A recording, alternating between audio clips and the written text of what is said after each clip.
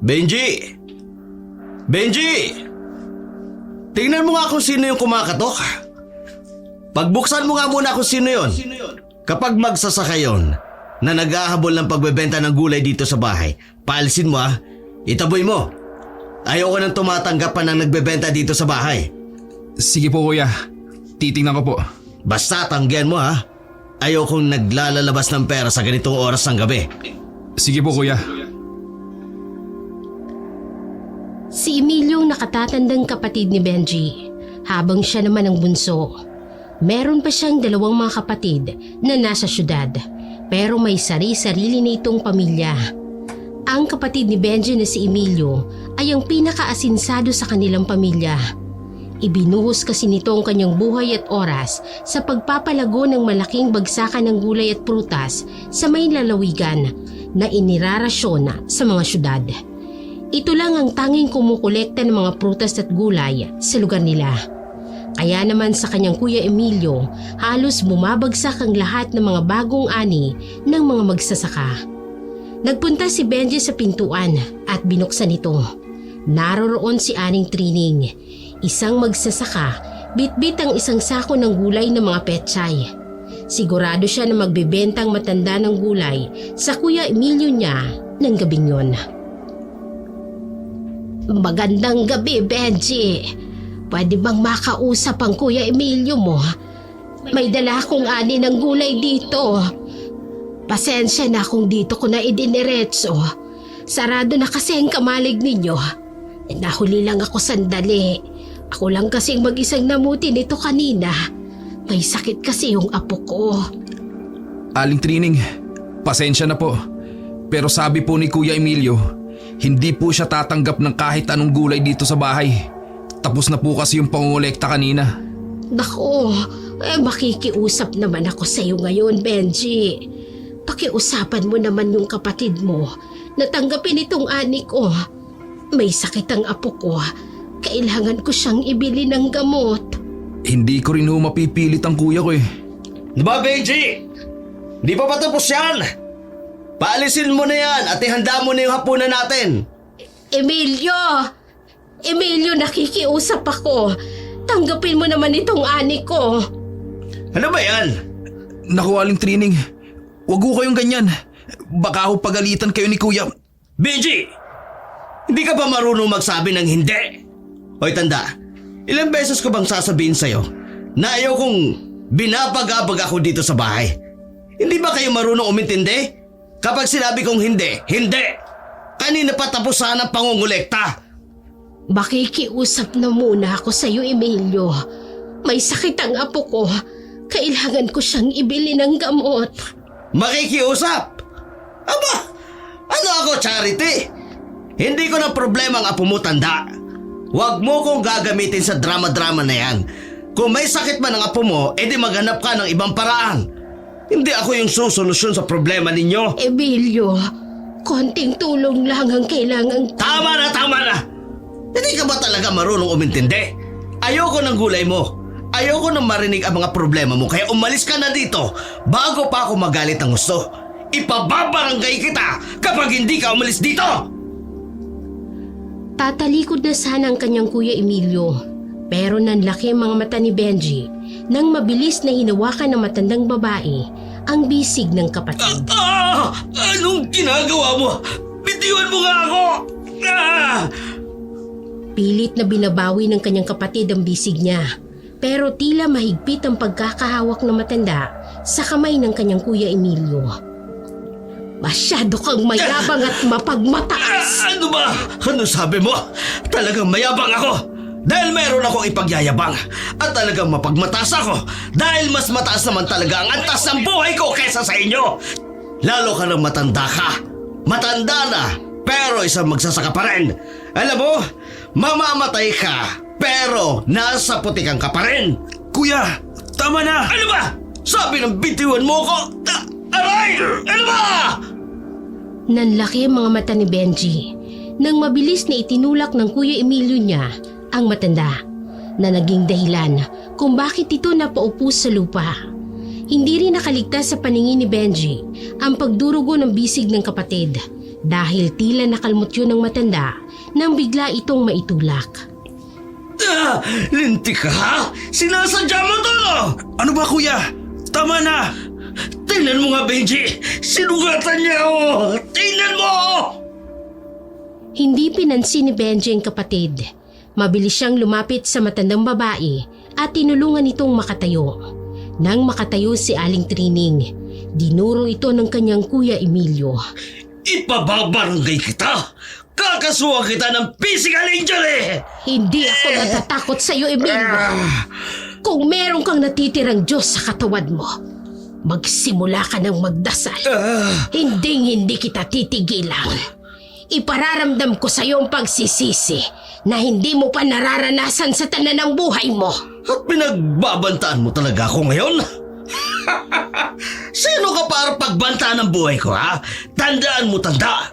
Sa akin, ako ang nagrarasyon ng gulay, hindi ba? Kung wala ako, wala kayong kakainin. Kung tutuusin, ako ang nagpapalamon sa inyo. Kaya simula ngayon, hindi na ako tatanggap ng rasyon mo! Tatandaan ko ito, Emilio. Pagsisisihan mo ito. Pagbalik sa loob ng bahay, ay grabe naman ang galit at pagbubunganga ng kanyang kapatid. Lintik na! Nasugatan pa ako ng matandang yon. Ang lalim ng kalmot niya sa akin. Ipababarangay ko talaga siya. May gana pa siyang pagbantan ako. Kuya, tama na! Tama na! Nakita mo ba tong sugat ko? Hindi niya yan sinasadya kuya. Tinulak mo kasi siya eh. Yung pagtulak ko sa kanya, kasalanan din niya yon. Masyado siya mapilit. Pagain mo na nga ako ng pagkain. Nakakagutom na eh. At padabog pa nga itong naupo sa upuan habang nakakuyong pa ang kamao at tinitingnan-tingnan ang sugat na natamo niya mula sa babae. Ay, lintik talagang babae na yun. Ang lalim ng pagkakakalmot niya sa akin na. Daig pang kalmot ng pusa. Nakakabisi talaga. Wag na wag lang talaga magpapakita sa akin ng matanda na yun. Kung hindi, may kalalagyan talaga siya sa akin. Ipababarangay ko talaga siya kapag nakita ko pa siyang magbebenta sa akin ng gulay sa susunod na pangungulekta ko. Kinabukasan ay maagang pumunta ang magkapatid sa kamalig para intindihin ang paghahakot ng gulay para mailuwas na sa Maynila. Bunganga agad ni Emilio ang bumungad sa lahat ng mga kargador. Ayan ba!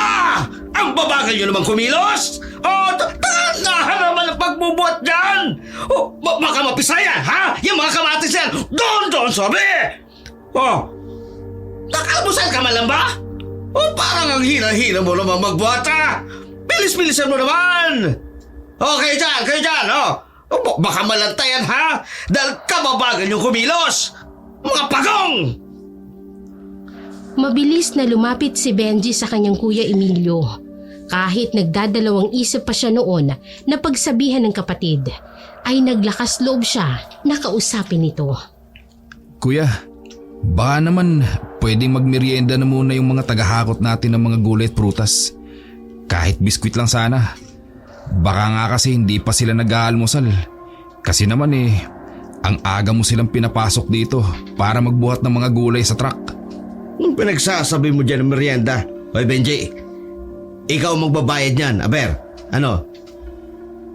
Hindi ba natin sagot ang mga pagkain nila? Anong sagot natin? Sino may sabi? Aba, hindi kasama sa trabaho nila ang libreng pagkain, ano? Sinuswerte naman sila. At kung alam mo lang, mas pipiliin pa ng mga yan na pera na lang yung mga aalmusalin nila. Anong gusto mo? Bawas ko yan sa ibabayad ko sa kanila para pang-almusal din nila? Ay nako, wala ka pa talagang alam sa pagpapalakad ng negosyo, Benji. Kung sa bagay aanin mo naman yung tinapos mong kurso sa koleyo. Kung wala ka namang kadiskarte sa katawan mo. Umiling-iling pa ang kapatid ni Benji sa kanya at iniwan siya doon para mas lumapit pa doon sa truck upang masuriin ang ginagawang trabaho ng mga kargador. Ano? Mas bilis-bilisan nyo pa ang kilos nyo! Bilis! Grabe naman si kuya. Hindi ba siya naaawa sa mga matatanda na yun? Siyempre, mabagal na silang kumilos kasi may mga edad na sila. Ay, Sa kabila ng matagumpay na buhay ng kapatid ni Benji, walang asawa at anak ang kanyang kuya Emilio. Kaya talagang wala itong responsibilidad na iniintindi. Maraming babae na ang dumaan sa buhay nito, subalit wala ni isa man sa kanila ang nagtagal. Malamang ay dahil sa hindi kagandahang ugali ng kanyang kuya Emilio. Ang tingin nito sa sarili ay mas angat sa ibang tao, mas mapagmataas na ugali at masasabi din niya na wala itong puso at hindi rin maawain. Minsan pa nga ay walang pakundangan sa pagsasalita ang kanyang kuya, kahit pakilala niya o hindi ang taong kinakausap. Matabil at masyadong matalas talaga ang dila ng kanyang kuya Emilio sa pagbibitiw ng mga salita o komento. Hindi nito alintana kung masasaktan niya ang kanyang kausap o kung maririnig ba ng mga taong yon ang kanyang masasakit na mga salita. Kahit nga mismong si Benji ay nararanasan niyang pamamahiya ng kanyang kuya sa kanya. o sige mga tol, magkita-kita na lang ulit tayo bukas ha. Ingat ka, Ben. Andiyan na si Kuya Emilio mo. Baka sabihan ka na naman niyang batugan dahil lang kasama mo kami mga tambay lang din. Ano ba naman kayo? Hindi niyo pa talaga nakakalimutan yung sinabi ni kuya sa inyo? Halos 1 linggo nang nakakalipas ah. Magkalimutan na nga tayo sa bagay na yun. Sinabi ko naman sa inyo, pagod lang si kuya, kaya nasabi niya yun. Sus, pagod daw. Kahit yata hindi pagod ang kuya mo, sasabihin niya pa rin yun eh. Hoy, Benji! Ano ba? Nandiyan ka na naman at bumabarkada ka naman sa mga yan? At may pabulong-bulong pa kayo, no? Ako ang pinag-uusapan nyo, no? Kuya, Ano, ako talaga? hindi naman po. Ang gusto ko pong sabihin, wala naman po silang masamang sinasabi. Nagpapaalam na nga po ako sa kanila kasi nga po uuwi na tayo. Mabuti naman kung ganun. Sinasabi ko naman sa'yo, huwag kang bumabarkada sa mga to. Lalo na yan. At ikaw din, Panying, ha? Aba, grabe ang pagkabatugan mo, no? Baka naman palamunin ka pa rin sa inyo hanggang ngayon. Kalaki-laki mong tao eh. Tumutulong ko naman ako kay Tio sa bukid eh. Hindi naman ako palamunin lang. Oh, talaga? Hanggang doon na lang pangarap mo, no? Katulong sa bukid. Magbanat naman kayo ng buto ng umasenso naman, no? Pilit nang hinihigit ni Benji ang damit ng kanyang kapatid para pigilan ito sa pwede pa nitong sabihin sa kanyang mga kaibigan. Nakikita na rin kasi ni Benji ang pagka-iritable ng ekspresyon ng muka ng kanyang mga kabarkada at ang palihim na pag-irap ni Panying sa kanyang kuya Emilio na halatang napipiko na ito. Kuya, umuwi na tayo. Tama, Benji. Umuwi na kayo. Uuwi na din kami. Oo. Uuwi na kayo. Baka kung ano pang kalokohan ginagawa nyo rito eh. Baka madamay pang kapatid ko sa inyo. Nahahawa na rin kasi ang kapatid ko sa katamaran ninyo eh. Ayoko maging tamad at walang silbi ang aking kapatid. Kaya alis na. Nagmamadaling umalis sa mga kaibigan ni Benji. Kita sa kanilang mukhang inis para sa kuya nito. Hinigit na din ni Benji ang kanyang kuya para magsimula na silang maglakad pa uwi. Nananatili siyang tahimik. Alam niyang mas mabuti nang wag nang magsalita pa at salungatin ang sinasabi ng kanyang kuya. Binilisan na lamang niya ang lakad para makauwi na rin sila. Pero ang kanyang kuya Emilio ay tila hindi pa rin tapos na manermon sa kanya. O ikaw Benji, umayos ka ha? Wag mong sasayangin ang oras mo sa mga walang kwentang bagay. Maghanap ka ng mapagkakakitaan. Hindi yung puro tambay lang, no? Kuya, hindi naman ako tambay. Tumutulong naman ako sa negosyo mo, di ba? O yun na nga eh. Hindi ka naman tambay. Pero bumabarkada ka sa mga tambay na yun. Baka bukas makalawa ayaw mo na rin tumulong sa akin sa pangungulikta ng mga gulay at ng mga prutas dahil tinatamad ka na rin. Kagaya ng mga batugan na yun. Ang tatanda na, ba'y palamunin pa rin sa kanila? Kuya, yung boses mo, nakakahiya. Baka mamaya may makarinig sa'yo. Bakit? Hindi ba totoo mga sinasabi ko? Totoo naman sinasabi ko ah. At isa pa, pupunahin ko na rin yung pakikipagbarkada mo dyan sa panying na yan. Aba, mahirap pa nga sa dagang lalaking yun. Baka pati pagbibisyo niya ihihingi niya sa'yo, Benji. Kuya, ano ba? Kaibigan ko si Panying. Hindi siya ganong klaseng lalaki. Mabait siya at mapagkakatiwalaan. At saka yung sinasabi mo kanina na palamunin pa rin siya. Kuya, nakaka-offend yun eh. Huwag mo nang sabihin yung sa harap niya. Mali ba yung sinabi ko? Totoo naman yun ah. Kaya ikaw ha, huwag kang masyadong magbabarkada doon. Maahawa ka nun sa katamaran. Malakas na napabuntong hininga si Benji at hindi na lang nagsalita pa. Kahit ano naman kasing gawin niyang pagpapaliwanag sa kanyang Kuya Emilio, ay alam niyang sarado ng isip nito sa ganoong klaseng usapin. Hindi ito tumatanggap ng opinyon ng iba, kaya hinayaan niya na lang. Bukod din sa matabilang dila ng kanyang Kuya Emilio, mas madamot din na pag-uugali ito na mahilig manumbat ng mga nagawa at naibigay na tulong. Para itong may malaking listahan kung saan doon nakasulat ang mga tulong na nagawa nito, lalo na para sa pamilya nila. Abala ang kanyang Kuya Emilio noon sa pagbibilang ng pera habang nakaupo sa hapagkainan dahil tapos na silang maghapunan. Nakaharap ito sa kaha na may lamang pera at maliit nitong notebook na listahan. Pinapanood niya lamang kung gaano kaseryoso ang kapatid sa pagbibilang ng pera. May nais sana siyang sabihin dito. Medyo nagdadalawang isip pa siya dahil alam niya kung ano ang ugali nito. Sasabihin ko pa kaya yung tungkol kay tatay? Baka mamaya isipin na naman niya mukhang pera si tatay. Siguradong may masasabi na naman siyang hindi magandang salita. Ano naman yan, Benji? Kita-kita ko sa mukha mo may iniisip ka. Ano ba yan? Tsaka napakain mo na ba yung mga alaga kong panabong na manok sa labas, ha? Oo kuya, napakain ko na kanina pa. Mabuti naman at naalagaan mo ng tama. Ilalaban ko yun sa Sabado eh. Kuya? O ano?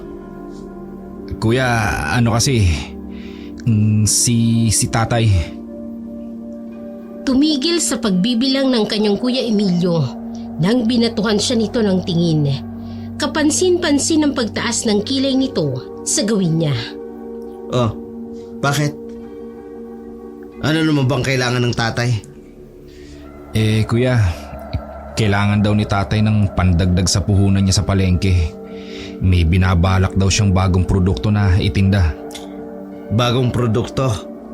Aba, nasaan na yung mga ipinadala ko sa kanyang pera? Hindi pa ba sapat yun yung naibigay ko sa kanya kada buwan? Lagi na lang kailangan dagdag. Mukhang pera talaga si tatay. Hindi naman ganun kuya. May bagong pagkakataon daw na yung mapalago yung negosyo niya. Parang investment ba? Investment? Baka naman naglulustay na naman yan para sa walang kasiguraduhan. Alam mo naman si tatay. Lagi na lang may bagong plano pero alang nangyayari. Paano naman kasi kuya umiikot lang naman kasi sa kanya yung puhunan. Konti lang naman yung mga kita niya dun sa pagbebenta niya. Gusto naman daw niyang magtinda ng mga ihaw-ihaw. Madalang na raw kasi yung mga bumibili sa kanya ng lutong gulay. Ay nako, wala akong maibibigay sa kanya. Kung wala siyang pampuhunan sa gusto niyang idagdag sa tinda niya, aba, tumigil na siya. Sumusobra na ka ako siya. Kapag yan ang pinagbibigyan, nako, hindi niya tayo titigilan. Sigurado yan. Baka imbis na buwan-buwan, linggo-linggo na yung humingi sa akin. Kuya, hindi naman ganun si tatay. Sinasabi mo lang yan kasi hindi ka pa niya inuobliga na bigyan mo siya ng pera. Pero once na natuloy na yung pangingibang bansa mo, nako, mararamdaman mo rin ang ibig kong sabihin. Na konting kibo, hihingi. Huwag mo na nga ako abalahin dito. Alam mo naman nagbibilang ako ng pera Tsaka pwede ba? Ayoko nasa paligid kita. Lumayo-layo ka nga muna. Baka mamaya malingat ako Makuhaan mo pa ako ng pera dito. Hindi ko gagawin yun, kuya. At kahit nakakalat pa ang pera mo dyan, hindi ko yan pakikialaman. Hindi ako ganon. Sus! Pagdating sa pera, malabong hindi ka masilaw. Nagtimpi na lamang si Benji at mas binili na hindi sagutin pa ang kanyang kuya. Kahit ang totoo ay gustong-gusto niya na itong sagutin pa. Mabibigat tuloy ang kanyang mga yabag ng paa habang umaakyat patungo sa kanyang silid sa ikalawang palapag ng bahay. Pagpasok niya ay medyo malakas niyang naisarado ang pinto, pero hindi niya yun pinansin at dumiretso na siya sa kanyang kama. Hindi ako makapaniwala na nasasabi ni Kuya Emilio yun sa akin at pati na rin kay tatay. Ano pang akala niya? Na madali kaming masilaw sa pera? Ay, bakit kaya siya ganun pagdating sa amin ni tatay? Samantalang sa mga babae naman na natitipuhan niya, grabe siya kung makapagbigay ng pera kapag nangungutang ang mga yun. Kahit nga sa mga kaibigan niya grabe rin siyang sumagot ng alak para lang may maipagyabang. Kahit iritable pa si Benji ng mga sandaling yun, ay nagpasya na lang din siyang matulog na. Kinaumagahan, maaga siyang nagising dahil nakatanggap siya ng tawag mula sa kanyang ama na si Tatay Pedro. Nako, tiyak na malulungkot si tatay kapag nalaman niya na hindi siya napagbigyan ni kuya. Sana lang hindi sumama ang loob ni tatay. Bumangon na muna si Benji sa kanyang pagkakahiga, saka sinagot ang tawag ng ama. Hello, tay? Hello, Benji. Nasaan ang kuya mo? Nakausap mo na ba siya tungkol sa binabala kong idagdag na produkto sa tindahan? Tay, nakausap ko na nga siya kagabi. Ano naman ang sinabi niya? Hulaan ko. Hindi siya pumayag, ano? Pasensya na, tay. Hindi ho Hindi ho siya pumayag. Baka ho kasi medyo mahina lang yung kita sa gulayan, kaya hindi pa siya makapagbigay sa ngayon. Pero sa tingin ko naman ho, tay, kapag nakaluwag-luwag na siya, baka naman ho maabutan niya pa rin kayo. Nako, ayos lang yun, anak. Hayaan mo na lang. Pagtutuunan ko na lang ng pansin yung pagluluto ko ng mga gulay-gulay dito sa pwesto ko sa palengke. Huwag mo nang babanggitin pa ulit sa kuya mo ang tungkol dito, ha? Baka uminit pa ang ulo. Magpapasko pa naman. Ayokong magalit siya sa akin kapag nangulit pa tayo tungkol doon. Isang tahimik na buntong hininga ang pinakawala ni Benji. Sa katunayan ay mas malala pang sinabi ng kanyang kuya Emilio tungkol sa kanilang ama kagabi. Pero wala siyang dahilan pa para sabihin ang detalye dahil ayaw niyang sumama ang loob ng kanyang tatay. Tama rin naman kasing sinabi nito. Magpapasko na kaya ayaw niyang mag-away-away sila. O siya, kailangan ko nang maligo at pupunta na ako sa palengke. Sige ho, tay. Huwag mo rin palang kalilimutan, ha? Benji, tanungin mo ang kuya Emilio mo kung dito ba siya magpapasko. Kapag sinabi niyang hindi, kahit yun na lang, sana doon mo siya mapilit. Hindi ako sigurado, tay. Nako, sana naman mapilit mo siya, Benji. Ang tagal ko nang hindi nakikita yung kapatid mong yan. Kulang na lang. Isipin ko na nasa ibang bansa siya, kaya hindi niya ako mapuntahan dito. Mag-4 na taong ko na yan na hindi nakikita Sige ho, tay. Susubukan ko. Pero hindi ako nangangako. Pagsapit ng 10:00 ng umaga ay nasa may kamalig na sina Benji at ang kanyang kuya Emilio. Ang kamalig na yon ay pag-aari ng kanyang kuya, kung saan doon dinadala ang mga gulay at prutas na naani ng mga magsasaka na nais ibenta sa kanya. Doon itinatambak ang mga gulay na hindi madaling mabulok sapagkat tuwing Biyernes pa talaga ang biyahe ng mga yun. Doon din pumipila ang mga magsasaka para sa pagbabayad. Abala ang kanyang Kuya Emilio sa pagche-check ng mga gulay ng mga sandaling yon. Nakatingin lang ito sa mga sako nang magsalita ito, kung saan ay hindi man lang siya binatuhan ng tingin ng kapatid. Kapag may nakita kang magsasaka na magdadala mamaya ng patatas, huwag mo nang tanggapin. Hala, bakit naman kuya? 4 na sako na ng patatas, hindi pa na ibabiyahe. Masyado na itong marami para tumanggap pa tayo ng panibago. Eh kuya, kawawa naman yung mga magsasaka na matatanggihan natin. Hoy Benji, hindi tayo nagkakawang gawa ha? Trabaho ito. Ano bang gusto mo? Ako ang malugi? Eh pero kuya, sa'yo lang naman kasi nagrarasyon ng mga gulay dito sa atin eh. Kapag wala silang narasyonan at kapag hindi nakuha ang gulay nila, paano na sila? Kuya, wala silang kikitain. Problema ko ba yun? Problema na nila yun. Kung ayaw mong gawin ang iniutos ko, o sige, ako na lang gagawa. Sige kuya, hindi na po. Ako na lang. Gagawin din naman pala eh. Dami pang angal.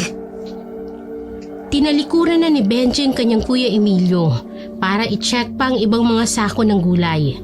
Napapailing na lamang siya. Mas gugustuhin niya pa na siya ang kumausap sa mga magsasaka na hindi matatanggap ang ani kaysa ang kanyang Kuya Emilio ang kumausap sa mga ito dahil tiyak na wala itong magiging preno sa pagsasalita. Baka makasakit na naman ito ng kalooban ng iba. Matapos ang pag-iinspeksyon ay naupo na ngayon ang kanyang kapatid para ihanda mga perang ibabayad sa mga magsasaka kapag nagdatingan ng mga yon. Maya-maya, doon naman kumuha ng pagkakataon si Benji para makausap ang kanyang Kuya Emilio para sabihin ang pakiusap ng kanilang ama dito. Kuya? Oh, ano naman yon? Pinapatanong ni tatay kung luluwas ka raw ba sa Kalatagan sa darating na Pasko para doon tayo mag-celebrate ng sama-sama. Sus, bakit pa? Sigurado pinauwi niya lang ako para ipilit niya sa akin ng personal yung paghingi niya ng pera sa akin. Baka mamaya niyan, sa akin niya pa ipagastos yung mga panghanda para sa Pasko. No! Tingin niyo sa akin, ATM? Hindi na nabigla pa si Benji sa naging reaksyon ng Kuya Emilio niya. Bilang kapatid nito, masakit para sa kanya na marinig ang mga sinabi ng kapatid tungkol sa kanilang ama. Gusto niya sana na wag nang ituloy ang pag-uusap nila sapagkat baka mas masaktan lang siya sa pwedeng sabihin ng Kuya Emilio niya. Pero kahit ganoon ay sumubok pa rin siya. Nangako kasi siya sa kanyang ama na susubukan niya itong pilitin kahit alam naman niya sa sarili niya na malabo itong pumayag. Hindi naman ganun kuya. Ano ba naman yung iniisip mo? Gusto lang naman ni tatay na buo tayo sa Pasko. Matagal na rin tayong hindi nagkakasama-sama. Buo. Para ano? Para ipakita sa mga kapitbahay na masaya tayo kahit puro naman kayo pabigat sa akin. Ayoko nga. Hindi ko kailangan ang drama sa buhay ko. At yung Pasko na yan, dagdag gastos lang yan. Maniwala ka kuya. Gusto lang ni tatay na magkasama-sama tayo. Lalo na't baka ngayong Pasko na lang tayo mabuo dahil mag-iibang bansa na ako. E di kayo na lang mag-celebrate nang wala ako. Kung hindi nyo talaga kailangan ng pera ko para gumastos ng paghahanda ninyo, ituloy nyo ang pagsiselebrate ninyo nang wala ako. Tingnan ko lang kung ituloy nyo na wala ako na gumastos pa sa inyo. Ikaw kasi ang gustong makita ni tatay kuya. Siyempre, ilang taon ka nang hindi umuwi sa Kalatagan. Gusto ka lang naman niya makita. Ano mapapala ako doon? Magkakapera ba ako kapag umuwi ako? Tsaka kilala ko na yan si tatay, no? Baka pagkatapos ng Pasko doon niya hingin sa akin yung perang gusto niyang hingin sa akin. Hindi ako tanga, Benji. Hindi pera ang dahilan kung bakit gusto ka naming makasama. kung bakit gusto ni tatay na makasama ka. Hindi na napigilan ni Benji ang medyo magtaas ng boses sa kanyang kapatid. Nakita naman niya ang mapang-asar na ngisi ni Emilio sa kanya na para bang hindi ito naniniwala sa kanyang sinasabi. Hindi pera. Ano? Gastos? Oras? Hirap na nga ako sa katatrabaho. Tapos iisturbay niyo pa ako para lang magdrama at magmukmuk doon. Pagpasensyahan na lang tayo, no? Wala akong panahon para sa mga walang kwentang bagay na yan. Mas gusto ko pang manatili dito at magparami ng pera. Kuya, Pasko naman yun eh. Pwede ba na kahit doon lang sa araw na yun, huwag mo munang intindihin ang trabaho mo? Yun na nga eh. Pasko. Sisimple lang yun si tatay. Pero alam ko naman manghihingi sa akin yun ng pera. Kasi nga, Pasko. Tingnan mo. Hindi niya na nga ibinabalik sa akin yung 10,000 hiniram niya sa akin nung sinabi niya na bibili siya ng alaga niyang baboy. Namatay kasi yung mga baboy dahil sa sakit, kuya. Di naman yun kagustuhan ni tatay. Yun na nga ang sinasabi ko, Benji. Lahat na lang napaplanuhin ni tatay palpak. Bakit kaya hindi na lang siya dun sa 2 kapatid namin manghingi ng pera? Kina Kuya Baste at kay Ate Marie. Sige nga, kumakahingi siya ron.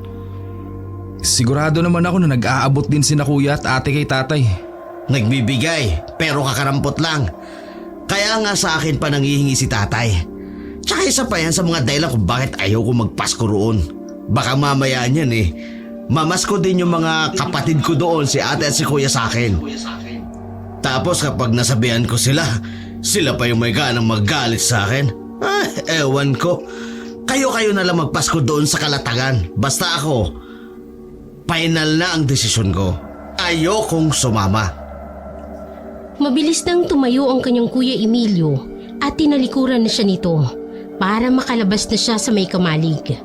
Dumaan pa ito sa may harapan niya kung saan ay agad siyang napakunot ng noo nang may maamoy siyang hindi kaaya-ayang amoy mula sa kapatid. Pero naisip niya na baka napadikit lang ito sa bulok na prutas o gulay kaya hindi niya na yun pinansin. Nang sumapit ang 4:00 ng hapon ay isa-isa nang nagdatingan ng mga magsasaka na magbibenta ng mga ani nilang gulay at prutas. Nakaupo ang kanyang kuya Emilio sa isang maliit na lamesa.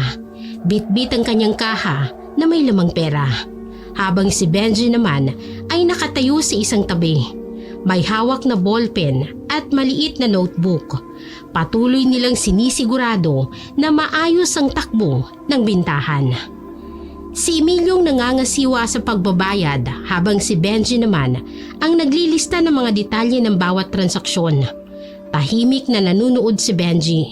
Sinusuri ang bawat sako na dumarating dahil gaya ng utos ng kapatid. Hindi sila tatanggap ng patatas ngayon. Buti na lang at wala pa siyang magsasakang nakikita na may dalang patatas. At dahil nasa tabi si Benji, muli na naman niyang naamoy ang hindi kaaya-ayang amoy mula sa kanyang kapatid. Ano kaya ang amoy na yun mula kay kuya? Bakit ang baho? Hindi ba naaamoy ni kuya yun sa sarili niya? Kakausapin niya sana ang kapatid tungkol doon, pero biglang nagsalita ang kapatid niya sa isang magsasaka na sumunod sa pila. Oh, Marlon, may balik ka pa sa akin nung nakaraan, di ba? Ano pa ginagawa mo? Ibaba mo na yung sako dahil hindi ko yung babayaran. Ang ani mo ngayon na talong, yun ang pambayad sa binali mo sa akin. Emilio, baka naman pwedeng hulugan ko na lang muna yung utang ko. Kailangan ko rin kasi ng pera panggastos sa pamilya ko. Inaasahan namin tong ibabayad mo sa akin sa ani ko. Hulugan? Aba Marlon, ano akala mo sa akin, bangko? Sinabi ko na sa'yo, di ba? Bayad mo na yan sa utang mo sa akin. Kung gusto mong may pera ka ngayon, maghanap ka ng ibang mapagbebentahan. Wala akong pakialam. Pero iwanan mo dito yung mga talong na yan. Kuya, baka naman pwedeng pag-usapan natin to ng maayos. Baka pwedeng hatiin na lang muna. Tumigil ka nga, Benji. Hindi porket chewin ito ng kaibigan mong batugan pagbibigyan mo. Ako ang may hawak ng pera ko. Kaya ako ang masusunod. Kung hindi kayo marunong magbayad ng mga utang ninyo, wala kayong karapatang humingi ng pabor sa akin. Hoy Marlon, kung gusto mo, umalis ka na lang dito sa harapan ko. Maghanap ka ng ibang maluloko mo. Nakayukong umalis si Tio Marlon sa may pila. Kaya pasimple ko siyang hinabol at humingi ng paumanhin. Tio Marlon, pasensya na ho ha. Pasensya na ho talaga. Ay, ayos lang, Benji. Huwag kang humingi ng pasensya dahil wala ka namang kasalanan. Ibang klase talaga ang kapatid mo. Ibang-iba sa pag-uugali mo. Pasensya na ho ulit. Pagsabihan mo ang kapatid mo, sa tingin ko may masamang mangyayari sa kanya dahil din sa sama ng ugali niya. Ho? Ano ho ibig niyong sabihin? Ayoko nang magsalita pa dahil wala akong interes na tumulong sa kanya. Umalis na nga ang matanda kung saan ay tinapik pa nito ang balikat niya bago tuluyang umalis. Ano kayang ibig sabihin ni Tio Marlon sa sinabi niya? Anong ibig niyang sabihin may masamang mangyayari kay kuya? Bumalik na lang si Benji sa tabi ng kanyang kapatid. Nagpatuloy naman si Emilio sa kanyang pagmamatigas at nagpatuloy sa pangungulekta ng mga gulay na parang walang nangyari. Hindi rin ito alintana ang mga pasimpleng masasamang tingin ng ibang tao sa kanya. Ngunit hindi nakatakas sa paningin ni Benji nang mapansin niya na tila may naaamoy din na hindi kaaya-aya mga magsasaka sa kanyang kuya. Kaya nagsimula roon ang mga bulong-bulungan na hindi naman pinapansin ng kapatid. Oh! Yung may mga bale dyan sa akin, umalis na kayo dyan sa pila ha at duminto na kayo sa gilid. Mamaya ko na kayo intindihin. Pero gaya ni Mang Marlon, hindi ko babayaran ang mga dala ninyo. At huwag na kayong umasa na mapapakiusapan ninyo ako. Ha? Nagkakaintindihan ba tayo? Pagkatapos ng ginawang pangungulekta ng mga ani, nauna nang umuwi si Benji sa kanyang kuya Emilio. Siya kasi ang nagluluto ng kanilang hapunan at kailangan din niyang pakainin ang mga panabong na manok ng kapatid. Nagmamadali si Benji sa pag-uwi. Bit-bit ang mga pinamili para sa hapunan. Pagdating niya sa bahay, agad niyang tinungo ang kusina at sinimulang maghanda.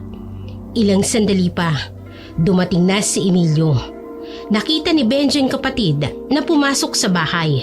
Dala pa rin ang kaha. Hindi man lang ito bumati o ngumiti.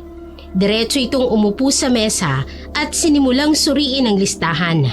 Mga ilang minuto pa lang ang nakakalipas nang marinig niyang pag-impit ng ungol ng kapatid. Nang silipin niya si Emilio, nakita niyang tila nasasaktan ang bisig nito na may balot ng puting tela. Aray!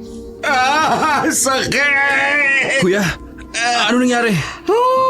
Ang sakit itong sugat ko. Kumuha ka nga ng gunting. Putulin mo tong tali. Sakit talaga. Teka lang kuya, kukuha ako. Ang sakit itong sugat ko. Pagbalik ni Benji, ay dala nga niyang gunting kaya ginupit niya na yung nakabalot doon. Nang matanggal ang tali, lalong umalingasaw ang mabahong amoy ng bisig ng kanyang kapatid. Kuya, naamoy mo ba yun? Ang baho! Galing yan sa sugat mo. Huwag ka nga uwi dyan. Wala naman akong naaamoy eh. Ang baho talaga eh. At saka bakit ganyan? Parang lumala yung sugat mo. Lintik na matandang babae na yun. Kasalanan niya to. Ang sakit pa naman oh. Teka kuya, huwag kang gumalaw. Bakit? Parang may nakabaon na kung ano sa sugat mo eh. Ano? Tanggalin mo nga. Dalian mo. Oh! Dahan-dahan ngang tinanggal ni Benji yung nakita niyang nakabaon sa sugat ng kapatid. Habang ginagawa niya yun, ay patuloy naman ang pag-aray ni Emilio. Buti na lang at maya-maya pa ay natanggal na nga yun. Doon ay nanlaki ang mata ni Benji nang makita niya na parang naputol na kuko na matulis. Kuya, Oh, may kuko palang nakabaon. ano? Lintik na matandang babae talaga na yun. Kaya pala masyado itong sumasakit. Kaya rin pala mas lumala pa siya eh. Samantalang kalmot lang naman yan. Eh dapat nga gumaling na yan kahit papano. Tapos ang baho pa. Kumuha ka nga ng panlinis doon. Linisan mo nga muna ito. Sige kuya. Kinagabihan, habang mahimbing ang pagtulog ni Benji sa kanyang silid, agad siyang naalimpungatan nang marinig niyang malakas na sigaw ng kanyang kapatid sa kwarto nito. Dahil doon, kaya nagmadali siyang bumangon at agad na pumunta sa silid ng Kuya Emilio niya. Nakita niya itong nakahiga na parang naninigas. Nakatirik ang mga mata nito at kahit ang mga daliri sa kamay ay naninigas din. Natatakot siya sa kanyang nakita pero agad niyang nilapitan ang kapatid. Kuya? Kuya, ano nangyari sa'yo? Hinawakan niya ang kapatid sa balikat at pilit na niyuyugyog hanggang sa maya-maya ay malakas itong humigit ng paghinga at tuluyang nawala ang paninigas ng katawan nito at saka mabilis na napabangon mula sa pagkakahiga. Grabe ang paghinga nito na parang tumakbo ng malayo. Kuya, ayos ka lang ba? Kuya, ano nangyari sa'yo? Mabilis na bumaling ng tingin ng kanyang kuya sa kanya, saka mahigpit na hinawakan nito ang kanyang braso. Nakita mo ba yun, Benji? Nakita mo ba yun? Benji! Tinatanong kita, nakita mo ba yun? Nakita mo ba? Ang alin kuya? Yung babaeng sumakal sa akin. Sinakal niya ako at gusto niya akong patayin. Ha? Kuya, wala naman akong nakita eh. Hindi. Meron.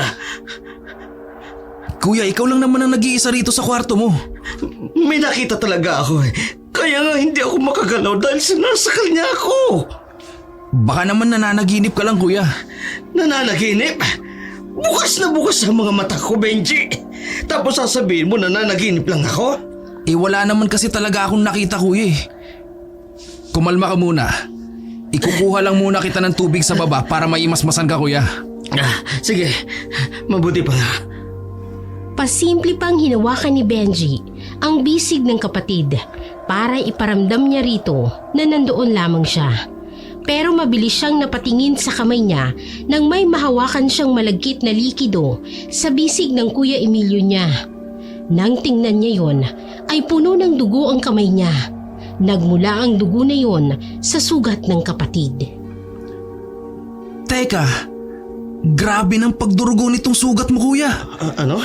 Punong-puno ng dugo yung gasang nakabalot. Ha? Tataka, hindi ko napansin.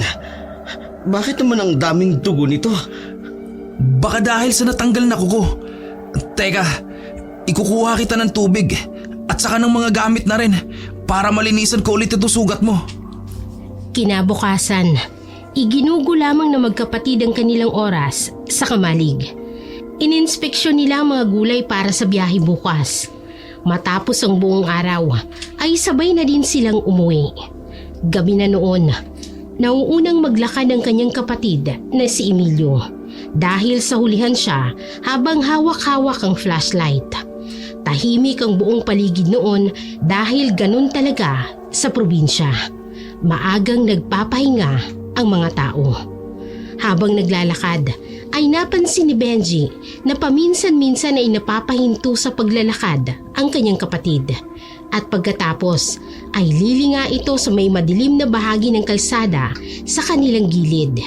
Hindi tuloy mapigilan ni Benji na medyo mapahinto rin at tingnan kung ano ang tinitingnan ng kanyang kapatid sa dilim. Anong problema kuya? Parang pakiramdam ko may nakamasid sa akin eh. Nakamasid? Wala naman eh. Anong wala? Nararamdaman ko nga. Nakita ni Benji na mabilis na niyakap ng kanyang kapatid ang kaha na naglalaman ng pera nito. Napapailing na lang si Benji at dahil siyang may hawak noong flashlight, kaya sinubukan niyang tanglawan yung madilim na bahagi ng gubat. Pero wala naman siyang nakita na kahit ano. Wala naman kuya eh. Bakit parang may mga mata roon? Saan?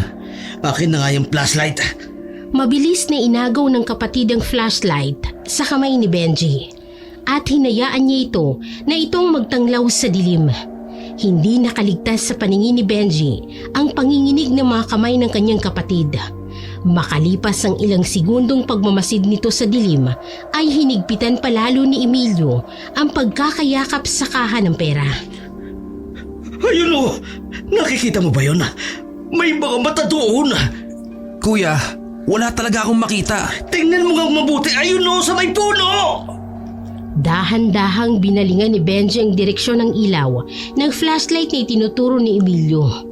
Nakita nila ang mga lumang puno roon. Puno ng mga ugat at baging na tila ba gumagalaw. Oh, tingnan mo. Biglang gumalaw yung baging. May nakita talaga akong mga mata dyan kanina. Nakamasid sa akin. Sigurado ka ba kuya? Baka guni-guni mo lang yan. Hindi nga ito guni-guni, Benji! May tao nga talaga dyan. Hindi kaya magnanakaw yan at inaabangan tayo para makuha ang pera ko? Hoy! Sino ka? Lumabas ka dyan! Hoy! Agad na nagulat si Benji nang sumigaw na lamang ng bigla ang kapatid niya. Sinubukan niya pa itong pigilan. Kuya ano ba? Huwag ka namang mag-iskandalo rito. Baka naman wala talagang tao dyan. Ano ka ba? Sabi ng meron eh. Pag nanakawan niya tayo at sigurado ako, hoy! Lumabas ka dyan! Kung hindi tatawag ako ng barangay! Sa kabila ng dilim ng gabi, biglang lumakas ang hangin. Nagumpisang maglagasla sa mga dahon sa paligid. Agad na nakaramdam ng kaba si Benji, kaya naman sinubukan niyang hagitin ang braso ni Emilio. Kuya, kinakabahan na ako. Pwede bang umalis na tayo? Tara na! Hindi, Benji. Kailangan ko malaman kung sino yung nagmamasid sa akin. Kailangan ko siyang maipakulong. Hoy! Lumabas ka dyan! Lumabas ka sabi! Biglang may kumaluskus mula sa likod ng mga puno, kaya napabaling doon ang tingin ni Benji. Muling naistatwa si Benji at naramdaman niyang mabilis na pagtibok ng kanyang puso ng mga sandaling yun. Kuya, umalis na tayo rito. Hindi ko na gusto tong nararamdaman ko. Hindi ako aalis dito, Benji. Hanggat hindi ko nakikita kung sino at ano nagtatago dyan. Baka mamaya dyan nananakot lang pala yan. Lumabas ka! Ngayon din! Biglang may lumitaw na anino mula sa likod ng puno. Isang nilalang na hindi mo mailalarawan ng basta-basta. May mahabang buhok, mapupulang mata at matatalim na mga kuko. Itim na itim ang figura nito na parang isang malaking hayop. Dahan-dahan na humahakbang ito palapit kay Emilio at kay Benji. Kuya, ano yan? Anong nilalang yan? Nakatatakot! Huwag kang duwag dyan, Benji. Hoy! Sino ka ba, ha? Kuya, ano ba? Tama na! Aswang yata yan eh! Umalis na tayo, kuya! Tumakbo na tayo! Hihigitin na sana muli ni Benji ang braso ni Emilio, pero hindi ito nagpatinag sa kanilang kinatatayuan. Ngunit maya-maya pa ay tila nanlamig ang buong katawan ni Benji nang makita niyang nilalang na yon na unti-unting umingiti ng malapad at lumikayo ng ungol na parang isang mabangis na hayop. Inilalabas ang mga pangil na parang gutom na gutom sa laman. Nanginginig na si Benji ng mga sandaling yon at hindi makagalaw sa takot. Hindi kita tatakbuhan. Sigurado akong nananakot ka lang. Yang kostyum mo na, tanggalin mo! Kuya, ano bang pinagsasasabi mo? Halimaw yan oh! Aswang yan! Tumakbo na tayo! Pero bago pa man makapag-react si Emilio, biglang tumalo ng nilalang at sa isang iglap, bumagsak ito sa harapan ng magkapatid. Doon ay nakaharap nilang aswang at naging mas malinaw sa kanilang paningin ang nakatatakot nitong itsura. Muli itong napaungol ng malakas na parang hayop at bumukang bibig na may malapot pang laway na tumutulo. Doon ay pareho silang napasigaw ng malakas. Mabilis na napabalikwas si Benji sa kanyang pagkakahiga. Grabe ang pagtaas-baba ng kanyang dibdib dahil hinahabol niya ang kanyang sariling hininga. Doon niya napagtanto na panaginip lang pala yung nasaksihan niya. Hindi niya kasi namalayan na nakatulog na pala siya pagkatapos nilang makauwi ng kanyang Kuya Emilio galing sa kamalig.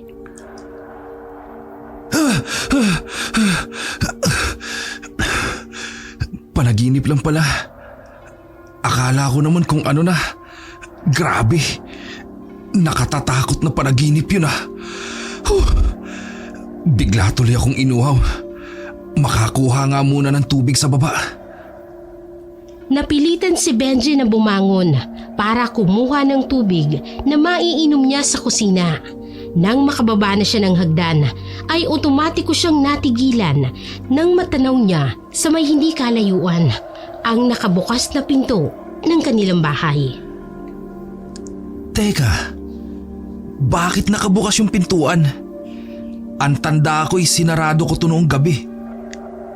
Agad na binuksan ni Benji ang ilaw sa kusina at napalingon sa paligid para tingnan kung may nawawala ba silang gamit. Pero nang makita niya na nandoon pa naman ang mahalaga nilang kagamitan, ay naisipan na lamang niyang isarado ulit yun kesa malaman ng kapatid niya na baka nakalimutan niya yung ilak. Siguradong magwawala na naman yun at sisermonan siya na baka manakawan sila. Dumiretso na si Benji sa may pintuan at balak na sanang saraduhan nang otomatiko siyang natigilan dahil may naririnig siyang boses na nagmumula sa labas ng bahay. Hindi mo ko matatakot. Sa tingin mo ba matatakot mo ko? Bumaba ka dyan sa pinagtataguan mo at nang malaman mo kung sino kinakalaban mo. Teka, boses ba ni Kuya Emilio yun?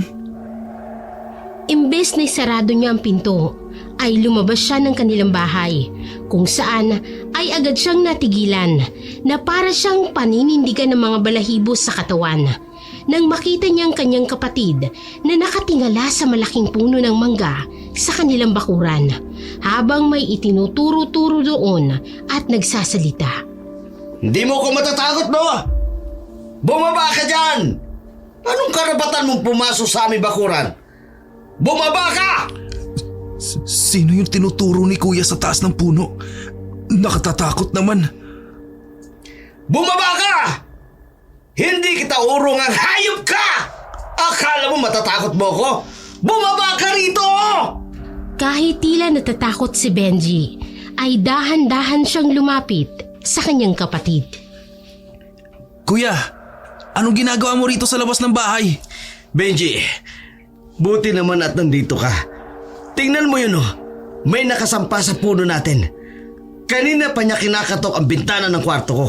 Kaya hayan, binaba ko na siya. Kanina ko pa siya pinabababa pero hindi siya nakikinig sa akin. Ha? Kahit sobrang kabog ng dibdib ni Benji, ay tumingala na rin siya sa itinuturo ng kapatid. Pero dahil medyo madilim at makapal din ang mga dahon ng puno, kaya wala naman siyang nakikita na kahit ano sa itaas noon. Kuya, wala naman akong nakikita eh. Anong wala? Hayan nga siya ho. Para siyang babae. Ang haba ng buhok niya. Nakatingin nga siya sa akin ngayon oh. Kanina niya pa ako binubulabog sa aking pagtulog. Akala niya siguro natatakot ako sa kanya. Kuya, wala talaga akong nakikita. Pwede bang pumasok na tayo sa loob? Tara na. Hinawakan na ni Benji ang bisig ng kanyang kapatid. Hihilahin niya na sana ito papasok ng bahay.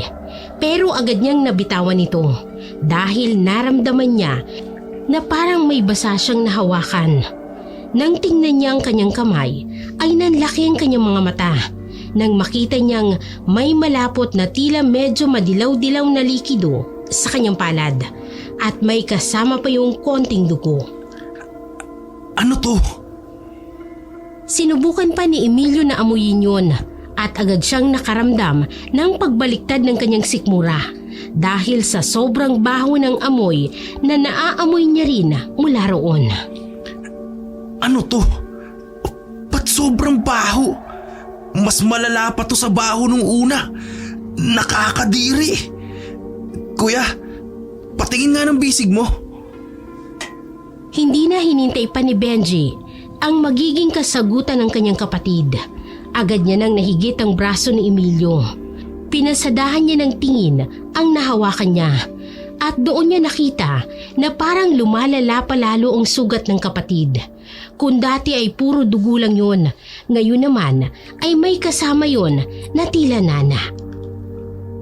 Kuya, lumalala itong sugat mo at mas lalo pang bumaho. Pero imbis na pansinin ng kanyang kapatid ang sinabi niya, ay agad na binawi ng Kuya Emilio niya ang sariling kamay. Hindi ito ang mahalaga ngayon. Ang mahalaga kung paano natin mapapaalis yung babae na yun dito sa puno ng bahay natin. Hindi ako makatulog eh. Hoy! Teka, nasaan na yun? Bakit nawala? Saan yun pumunta? Kuya, umalis na siguro siya. Pumasok na tayo sa loob. Umalis na siya? Oo kuya, umalis na siya. Pumasok na tayo sa loob. Madaling araw na eh. Siguro naman hindi na yun babalik.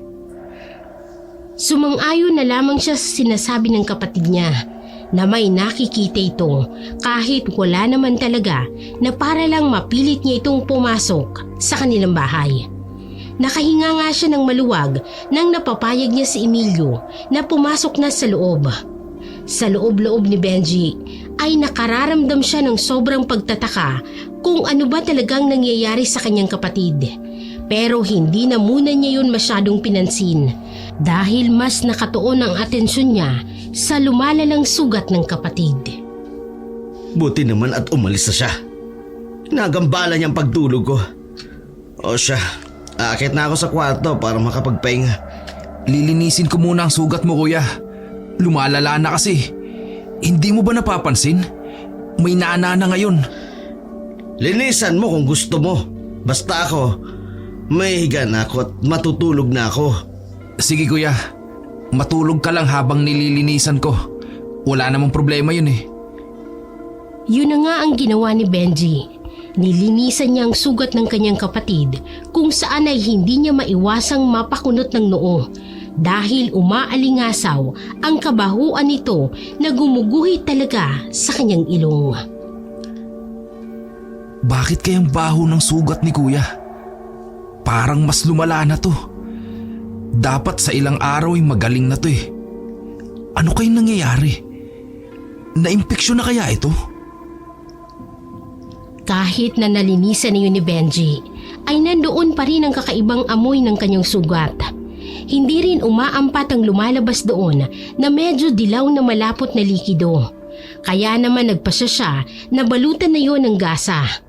Nagtaka rin siya kung bakit parang may marka ng dugo ang palad ng kanyang kapatid. Pero naisip niya na baka tumagas lang doon ang dugo sa sugat nito. Kaya pinunasan niya na lamang yun. Pagkatapos malinisan ay bumalik na rin siya sa kanyang silid at saka natulog. Kinabukasan ay maagang nabulabog si Benji ng kanyang mahimbing na pagkakatulog nang marinig niyang malakas na sigaw ng kanyang kapatid sa labas ng kanilang bahay. Mag-aalas 5 pa lamang ng mga oras niyon at kadalasan ay alas 6 siya gumigising. Kaya nagtataka siya kung bakit ang aga-aga siyang ginigising ng kanyang Kuya Emilio. Benji! Benji! Bumaba ka nga dyan! Hoy! Benji! Kahit napupungay-pungay pa ang mga mata ni Benji dahil nga sa biglaang panggigising sa kanya ng kanyang kapatid ay bumangon na rin siya kaagad. Pagbaba niya ng hagdan ay nakita niya sa labas ng kanilang bahay si Emilio habang nakapamewang pa ito. Nagmamadali nga siyang lumabas kung saan ay tatanungin niya palang sana ito kung bakit. Pero agad na siyang hinarap ng kapatid at sinigawan. Anong ginawa mo sa alaga kong manok na panabong? Ha? Wala akong ginagawa, kuya. Ano walang ginagawa? Tingnan mo nga, patay na ang lahat ng panabong kong manok! Doon ay nakita na nga ni Benji ang 8 mga manok ng kanyang kapatid na patay na lahat at matitigas na. Hindi yun basta namatay lang dahil kitang-kita rin ni Benji na tila bukas sa mga tiyan ng manok na yun. Hindi ko alam kung bakit nagkaganyan yun, kuya. Wala akong alam. Hindi akong gumawa niyan. Sinong gagawa niyan, ha? Ikaw lang naman ang pinagkakatiwalaan ko sa pag-aalaga ng mga manok ko. Ang sabihin mo, matagal mo na akong gustong tumigil sa pagsasabong na yan. Kaya pinatay mo lahat. Oo, matagal na nga kitang pinahihinto sa pagsusugal mo. Pero hindi ko naman magagawang patayin lahat ng mga manok na yan. Maniwala ka sa akin, kuya. Wala talaga akong alam. At gusto mong maniwala ako sa sinasabi mong yan?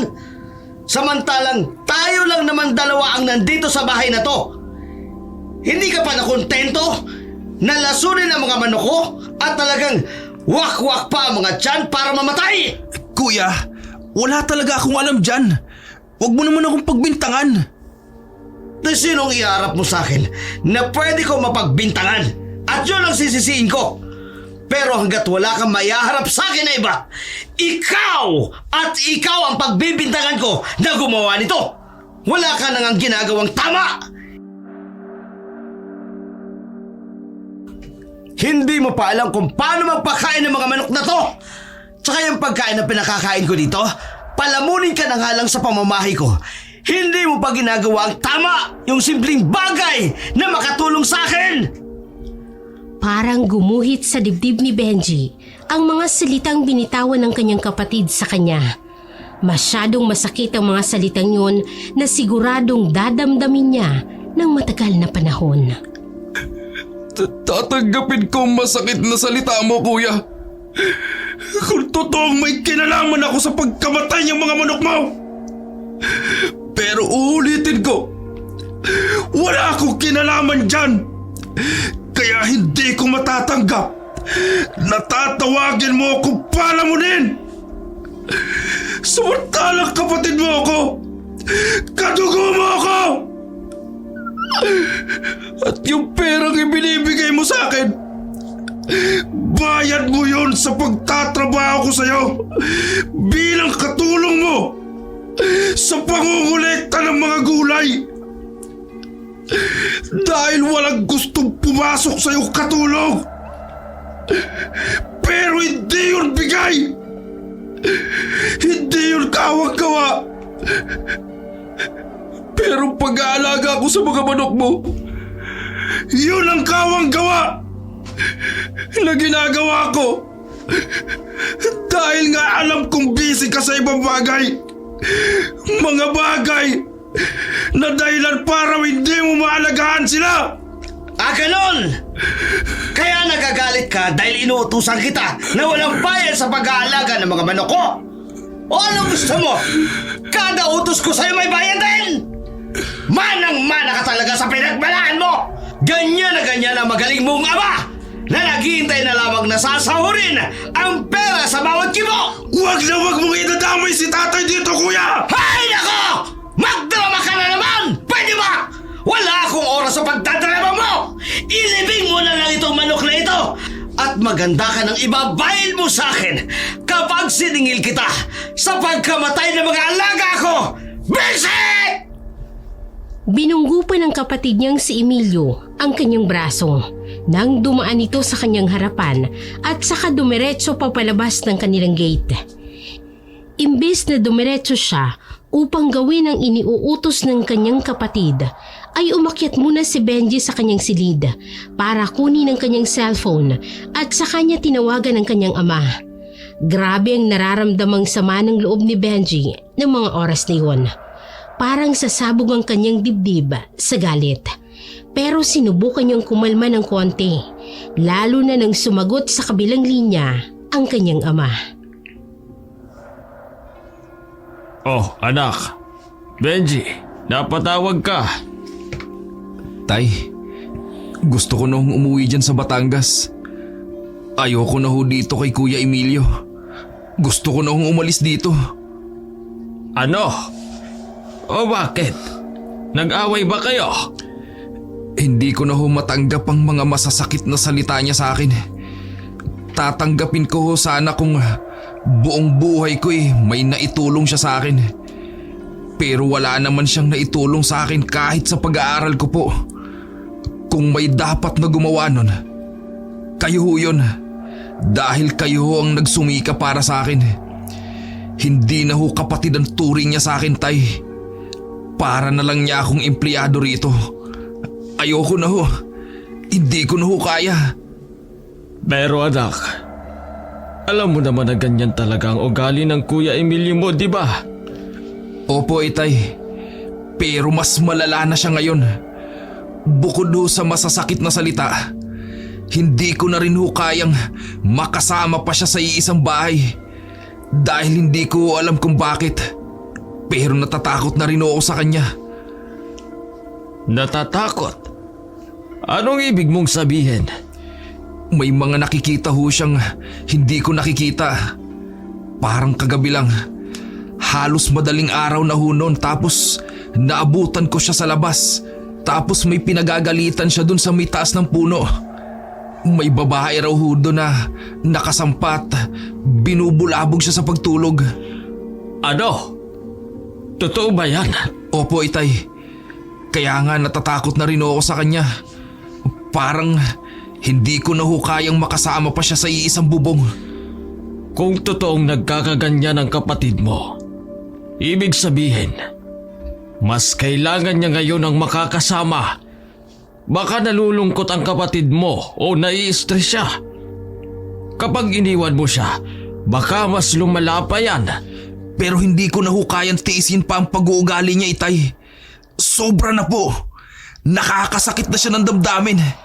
Tiisin mo muna, anak, ha? Nakikiusap ako sa'yo. Kapatid mo pa rin si Emilio. At bilang isang kapatid na mas nakakaintindi sa kanya, alam ko na kaya mo pa rin siyang pakisamahan. Ikaw lang ang kayang tiisin ang ugali na yan ng Kuya Emilio mo. Dahil kung ibang kapatid mo yan, pababayaan na lang nila na mag-isa yan. Dahil nga hindi magandang pag-uugali niya, Itay. Kahit ako po, sumusuko na rin sa kanya. Nakikiusap ako sa iyo, Benji. Tiisin mo muna, ha? Hindi kaya ng kuya mo nang mag-isa. Ganyan lang siya. Pero alam kong hindi rin siya komportable na wala siyang kasama. Sige ho. Papayag ho akong dumito pa, Itay. Pero sa susunod ho na makarinig na naman ako ng hindi magagandang salita mula sa kanya, hindi ko na ho ipahaalam sa inyo at aalis na ho ako dito. Babalik na ho ako agad dyan. O sige. Kung yan ang desisyon mo, anak. Nang maputol na ang tawag, ay isang malakas na buntong hininga na lamang ang pinakawala ni Benji. Nagpakalma na rin na muna siya sa loob ng kanyang sariling silid at saka nagluto na rin muna siya ng magiging tanghalian ng kanyang kapatid para kapag umuwi ito mamaya ay may makakain ito. Pagkatapos noon ay isinilid niya na mga patay na manok sa sako. Saka siya pumunta sa may kabilang kalsada para doon maghukay at maglibing. Habang abala siya sa ginagawa niya ay bigla namang may tumawag sa pangalan niya. Si Panying yun. Oy pre, anong ginagawa mo dyan? Ikaw pala, Panying. Naglilibing ako ng mga panabong na manok ni Kuya Emilio. Mga nagkandamatay na eh. Lahat? Oo. Bad trip nga eh. Ako pang pinagbibintangan ni Kuya. Akala niya pinabayaan ko, sinadya kong patayin yung mga manok niya. Samantalang wala naman akong ginawa. Katulad niya, nabigla rin naman ako nung malaman kong namatay lahat. Eh baka naman may naglason. Sasama ba naman ang ugali ng kuya mo? Siguradong may naglason dyan. Buti sana kung nilason eh. Talagang pinatay isa-isa. Uwak-wak pa nga yung mga tiyan. Ano? Patingin nga. Kahit nagtataka si Benji kung bakit gustong makita pa ng kaibigan ng patay na manok, ay kumuha naman siya ng isa mula sa sako. Ay nakita niya kung papaano sinuri ni Panying ang manok na yun. Sa palagay ko, baka mabangis na hayop lang ang gumawa niyan. Baka asong bangaw na nakapasok sa gate ng bahay kagabi. Hindi aso ang gumawa nito, Benji. Ha? Anong ibig mong sabihin? At saka, bakit bigla kang nagseryoso dyan? Dahil seryosong bagay to, Benji. Teka, ano ba nangyayari? Ano bang sinasabi mo? Sigurado ka ba na hindi ang Kuya Emilio mo ang gumawa nito? Ha? Bakit naman gagawin ni Kuya Emilio yan sa mga alaga niya? Mga panabong na manok niya to. Inaalagaan din niya to ng sobra-sobra. Tapos, ako pa nga yung pinagbibintangan niya eh. Hindi lang kasi simpleng wakwak ito eh. Nakikita mo ba? Parang pinilit lang na punitin yung mismong katawan ng manok. Ano? Pati nga. Hindi ko pa kasi nakikita yan ng malapitan eh. Ininspeksyon din ni Benji ang manok at tama ngang sinabi ng kaibigan niya. Parang pinilit lang na punitin ang katawan ng manok gamit ang mga kamay. Doon ay unti-unti ring naalala ni Benji yung dugo sa kamay ng kanyang kapatid kagabi. Teka, natatandaan ko, may nakita akong dugo sa kamay ni Kuya Emilio kagabi. Pero hindi ko yun masyadong pinansin. Kasi akala ko, galing lang yung dugo na yun sa sugat niya. May sugat siya? Malalim ba? Mabaho ba? Teka, paano mo nalaman yun? So, mabaho nga. Oo, mabaho talaga. Hindi siya simpleng mabaho lang. Parang ngayon nga lang ako nakaamoy ng ganun kabahong sugat. At may kakaiba rin akong napansin kay Kuya. Kagabi, may kinakausap siya sa taas ng puno namin. May babae daw na nandun sa taas ng puno. Nung tiningnan ko, wala naman akong nakita. Medyo nabigla si Benji nang mabilis na hinawakan ni Panying ang kanyang kamay. Mas naging seryoso rin ang ekspresyon ng mukha nito. Kaya hindi maiwasan ni Benji na medyo makaramdam ng kaba at pagtataka. Makinig ka, Benji. May hindi magandang nangyayari sa kapatid mo. Sa tingin ko, may hawa siya ng aswang. Hawa ng aswang? Oo. Ang hawa ng aswang, madalas na nakukuha kapag may nakakain kang pagkain na sinadyang ipakain ng aswang sa isang tao. Ginagawa nila yon dahil pwedeng galit sila doon sa tao. Pero hindi kumakain si Kuya Emilio ng luto ng ibang tao. Aware naman kasi siya na marami siyang kagalit. Kaya natatakot siyang malason. Kung ganun, pwede rin niyang makuha sa kalmot ng isang aswang. Kalmot? Oo. Hindi ba't sinabi mo na may sugat siya na mabaho at hindi gumagaling? Baka doon siya nahawa. Hindi agad nag-sink in sa utak ni Benji ang mga sinabi sa kanya ng kaibigan. Para sa kanya ay mahirap paniwalaan yun, lalo na't hindi na rin naman siya naniniwala sa mga aswang-aswang. Pero napakalaki ng pagkakatulad ng mga sinabi ng kaibigan niya sa nangyayari ngayon sa kanyang kapatid. Saan niya ba nakuha ang sugat niya? Sa isang matandang babae na nakasagutan ni Kuya. Sa tingin ko, mag-iisang linggo na rin na nakararaan. Sinong babae yan? Kilala mo ba? Si Aling Trining. Yung magsasaka. Ha?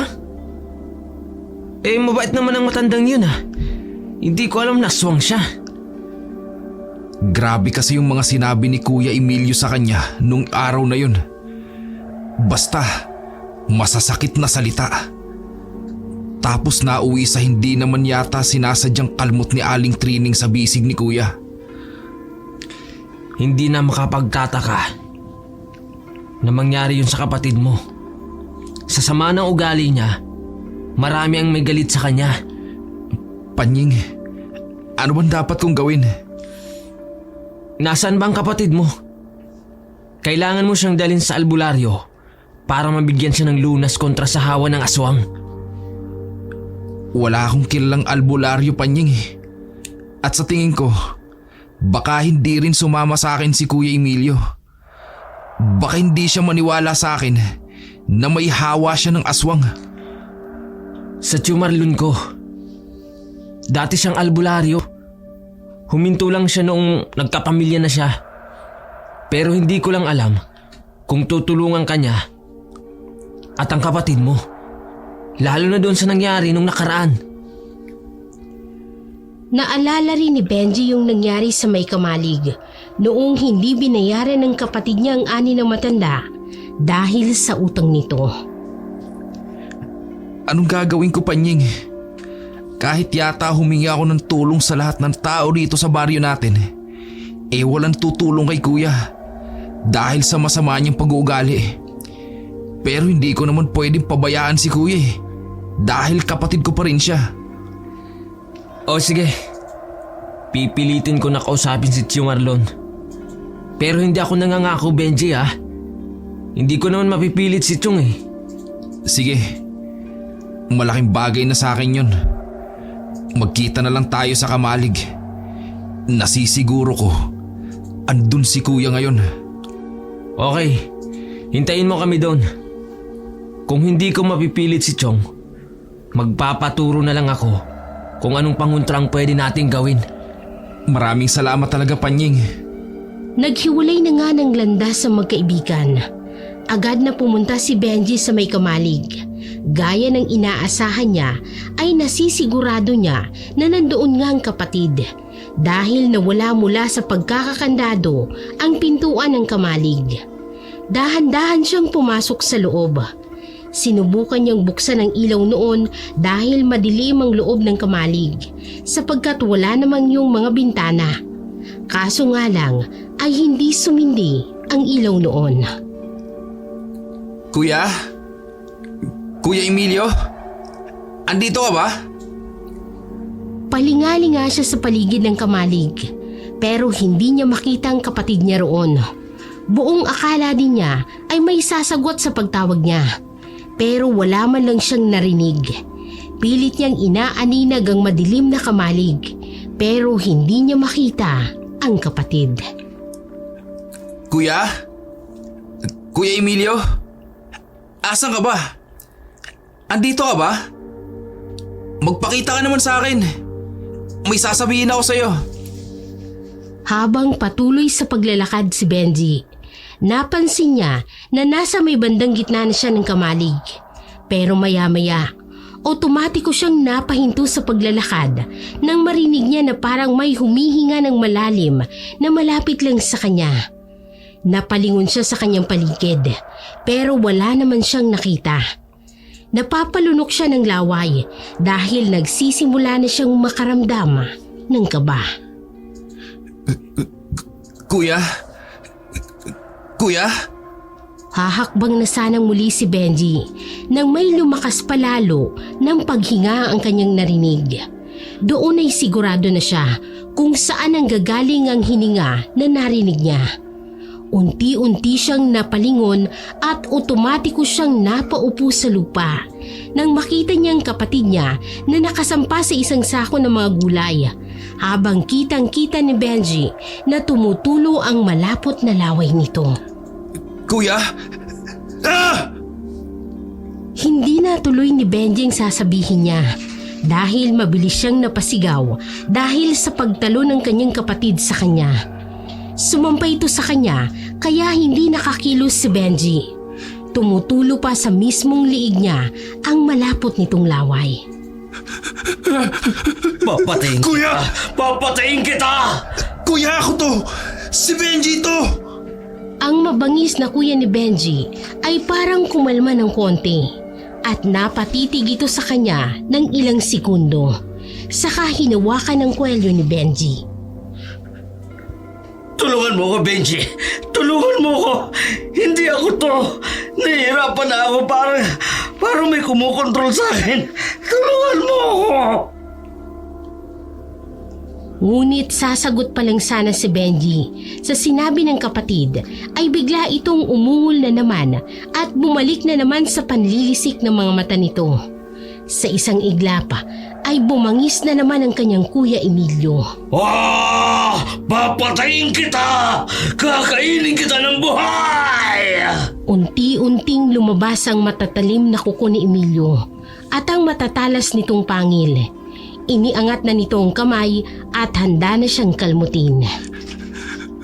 Huwag, Kuya! Huwag! Benji! Nagulat na lamang si Benji nang sumulpot sa may kamalig si Panying. Nakasunod dito ang tiyuhin na si Tiyo Marlon at sa kaagad na isinabit ang tila kwintas na bawang sa may liig ng kanyang Kuya Emilio. Otomatikong nagwala ang kanyang kapatid at napahiga ito sa lupa habang kumikisay-kisay dahil nasasaktan sa nakasabit na bawang sa may liig nito. Ang init! Tanggalin niyo ito! Aray! Ano nangyayari kay Kuya? Bakit siya umuusok? Ay, dahil sa nakasusunog nga ang isang bawang ng aswang. Mamamatay na ba ang kuya ko, Tiyo Marlon? Sana hindi, dahil ito ang ipapainom ko sa kanya. Laso nito sa mga aswang. Kapag namatay ang kapatid mo, ganap na siyang aswang. Hindi lang basta hawa ang nangyari sa kanya. Pero kapag nabuhay siya, maagapan natin ang pagkahawa sa kanya. Mamamatayo siya? Hindi natin masasabi, Benji. Hindi agad nakapagdesisyon si Benji. Pero dahil nakikita niya talagang nasasaktan ang kanyang kapatid, kaya naman isang mabigat na desisyon ang kanyang ginawa. Pwede ho ba? Ako na lang po magpainom niyang nasa boteng hawak niyo. Ayoko magkaproblema tayo. Kapag namatayo si Kuya, aakuin ko ang nangyari. Hindi mo kailangang akuin to, Benji. Ginagawa mo to para sa kanya. Hindi na pinakinggan pa ni Benji ang kaibigan at kinuha niyang bote sa kamay ng matandang lalaki. Mag-iingat ka, Benji. Siguraduhin mo na hindi ka niya makakagat. Dahil babalik lang din sa iyo ang hawa. Panyeng, halika. Tulungan mo kong hawakan ang paa ni Emilio. Ikaw sa paa. Ako sa kamay. Nagtulong-tulong nga sila para mapahinto ang pangingisay ng katawan ni Emilio. Si Benji naman ay itinapat ng bote sa bibig ng kapatid. Binuhos niya ang laman noon. Mga ilang segundong lumipas ay tumigil sa pangingisay ang kanyang kapatid. Tumigil din ang mababangis na ungol nito. Pigil hininga si Benji ng mga sandaling yon. Natatakot siya na tuluyan ang maputol ang hininga ni Emilio. Nagsimula na ring manggilid ang kanyang mga luha. Yung Marlon, patay na ho ba siya? Hindi ko alam, Benji. Tutulo na sana ng tuluyan ang luha ni Benji nang marinig niya ang pag-ubo ng kanyang kapatid. Nanlaki ang kanyang mga mata at agad niya itong inalalayan na makaupo. Kuya, buti naman at hindi ka namatay. Anong nangyari? Ay, mahirap paniwalaan. Pero nagkaroon ka ng hawa ng aswang. Siguro ay dahil yun sa mga nakaaway mo ng mga nakaraan. Mga taong nakaaway mo. May galit sa'yo. Sana'y magsilbing aral ito sa'yo, Emilio. Kuya, sila ang tumulong sa akin para mawala yung hawa ng aswang sa'yo. Kung hindi dahil sa kanila, baka tuluyan ka na naging aswang. Tumayo na noon si Emilio mula sa pagkakaupo sa sahig at umalalay naman si Benji sa kapatid. Maraming salamat sa tulong ninyo. Formal din ho akong humihingi ng tawad sa mga nagawa akong kasalanan. at sa mga masasakit na salitang binitiwan ko sa inyo. Lalo na sa iyo, Panying. Sana'y mapatawad niyo ko. Sisikapin ko magbago. Natutuwa ako na marinig yan sa iyo, Emilio. Pinapatawad ko na ho kayo, Kuya Emilio. Patawarin mo rin sana ako, Benji. Salamat at hindi mo ko pinabayaan. Kapatid kita, kuya. Kaya hindi ko magagawang pabayaan ka. Maraming salamat ulit sa iyo, Benji. Pangako, magiging mabuti na ako. Nagsalo sa mahigpit na yakap ang magkapatid. Tinupad naman paunti-unti ni Emilio ang pangako nito na magiging mabuti na itong tao. Hindi tuloy maiwasan ni Benji na mapangiti. Lalo na't nakikita niya na nagiging malapit na rin ang kanyang kapatid sa kanilang ama. Dahil sa hawa ng aswang na yon na hindi man naging magandang karanasan ay naging daan naman para sa pagbabago ng ugali ng kanyang kapatid.